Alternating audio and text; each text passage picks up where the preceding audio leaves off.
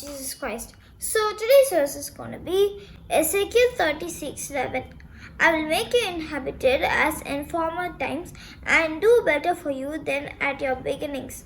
So இந்த verse வந்து God நமக்கு வந்து என்ன சொல்கிறாருன்னா வந்து நம்மளோட லைஃப்பில் வந்து காட் வந்து உயர்த்திட்டே வந்து வருவார்.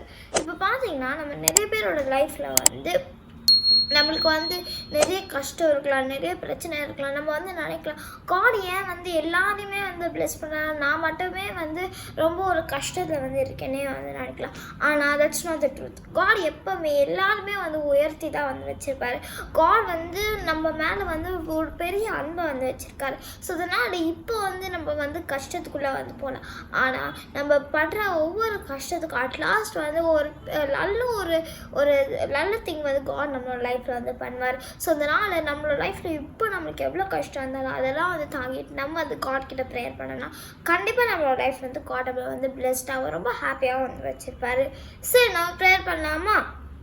ஏசப்பா நான் கொடுத்தக்காக நன்றி. ஏசப்பா இந்த வேர்ஸ் நீங்கள் எங்களுக்கு வந்து சொன்ன மாதிரி ஏசப்பா எங்களோட லைஃப்பில் ஏசப்பா நீங்கள் எங்கள் எப்போவுமே வந்து பிளெஸ்டாக வந்து வச்சுருப்பீங்க. அதுக்காக நன்றி. இந்த வேர்ஸ் எங்களுக்கு வந்து சொன்ன மாதிரி எந்த ஒரு சுச்சுவேஷனுமே எங்கள் கூட இருந்து எங்களுக்கு வேண்டியதை வந்து செய்வீங்கன்னு நாங்கள் புரிஞ்சுக்கிட்டேன். Everything my father Jesus Christ name. Amen. God bless you. Have a great day. Bye.